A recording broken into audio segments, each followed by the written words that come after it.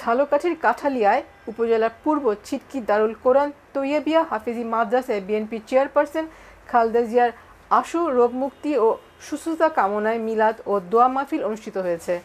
সোমবার ১ ডিসেম্বর মাদ্রাসার কর্তৃপক্ষের উদ্যোগে এই আয়োজন করা হয়। এতে প্রধান অতিথি ছিলেন সাবেক ছাত্রনেতা গোলাম আজম সৈকত। দোয়া পরিচালনা করেন দারুত তাকওয়া কমপ্লেক্সের প্রতিষ্ঠাতা পরিচালক মুফতি নাসরুল্লাহ বিন তৈয়েব।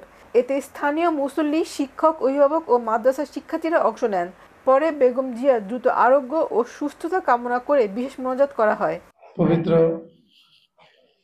আমরা মসজিদে জুমার নামাজ, আসরের নামাজ আদায় করে খুব সুন্দরভাবে একটি দোয়ায় অংশগ্রহণ করতে পেরেছি।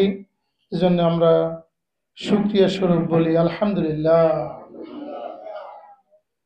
আজকের যে অনুষ্ঠানটি আসলে আমি সাথে সাথে সে তার মতো করে আমি তার সাথে যোগাযোগ করতে পারি নাই, এবং তিনি সারসিনা দরবার শরীফে মাহফিলে ছিলেন।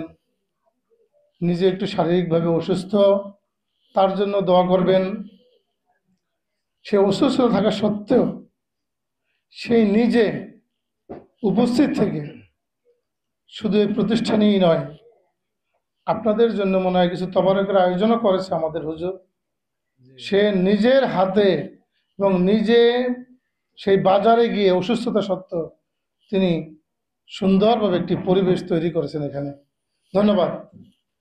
আসলে আমরা যে নেত্রীর কথা বলছি, আজকের আমরা যে নেত্রীর জন্য আজকে দোয়া চাচ্ছি, আজকে দেখেন সারা বাংলাদেশ